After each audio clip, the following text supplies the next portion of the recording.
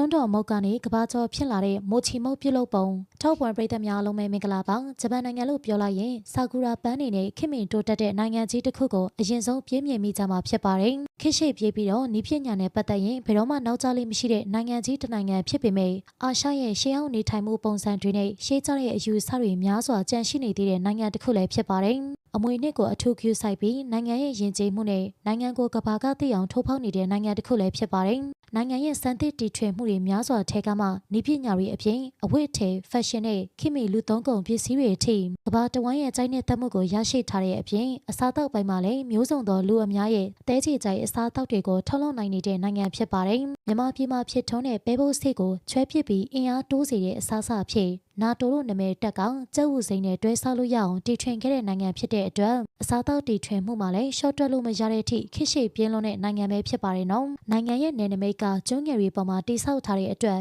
ပြည်နယ်တွေနဲ့ဒေသကွဲပြားမှုတွေတိတ်ပြီးမရှိပေမယ့်တိုချိုနဲ့ကျိုတိုမျိုးရဲ့ကွာခြားမှုကတော့အတော်လေးကြီးတာပါဂျပန်နိုင်ငံရဲ့အများသိလူကြိုက်များတဲ့အစားအစာတွေဖြစ်ကြတဲ့မာချာခေါ်လက်ဖက်စိမ်းလက်ဖက်ရည်နဲ့မိုချီတို့ကအတော်လေးကိုလူကြိုက်များပြီးလွှမ်းမိုးမှုကြီးတဲ့အစားအစာတွေပဲဖြစ်ပါတယ်ဂျပန်ခောက်ဆွဲတွေကလည်းမိတ်ထားလို့မရတဲ့အစားအစာတွေထဲမှာပါပေမဲ့ယခုနှစ်ပိုင်းတွေမှာတော့နာမည်ကြီးလာခဲ့တဲ့အစားအစာကမိုချီပဲဖြစ်ပါတယ်စီကတ်တဲ့ကောင်းကျင်းမုတ်တစ်မျိုးဖြစ်ပြီးဝါလို့ကောင်းတဲ့အရသာနဲ့အရသာပြည့်စုံတဲ့အတွက်လူကြိုက်များကြတာပဲဖြစ်ပါတယ်အမှန်တကယ်မှာတော့မိုချီမုတ်တွေကဖျားဆွန်းတော်တင်တဲ့မုတ်တွေအဖြစ်တီထွင်ခဲ့ကြတာပါဗုဒ္ဓဘာသာတွေအများဆုံးနေထိုင်ကြတဲ့နိုင်ငံဖြစ်တဲ့အတွက်နိုင်ငံရဲ့ယဉ်ကျေးမှုတွေအရဗုဒ္ဓဘာသာကဏ္ဍအစုံမှာပါဝင်ခဲ့ပြီးမိုချီမုတ်တွေကလည်းဖျားဆွန်းတော်တင်ဖို့တီထွင်ခြင်းခံခဲ့ရတဲ့မုတ်တွေဖြစ်ခဲ့ကြတာပါစီကတ်တဲ့စံမုတ်ရဲ့ပုံသဏ္ဍာန်ကအသက်ရှည်ခြင်းနဲ့ချမ်းသာကြွယ်ဝခြင်းကိုကိုစားပြုတယ်လို့ဆိုကြပါတယ်မြန်မာပြည်မှာလည်းမိုချီမုတ်တွေနီးတူတောင်ပေါ်ဒေသတွေမှာပြုလုပ်တဲ့မုတ်ဖြစ်တဲ့ခေါ်ပုတ်မုတ်တွေရှိပါတယ်နော်ရှမ်းပြည်နယ်မှာအများဆုံးတွေ့ရကကချင်ပြည်နယ်တွေမှာလည်းရိုးရာအစားအစာဖြစ်ပြုလုပ်စားတောက်ကြပါတယ်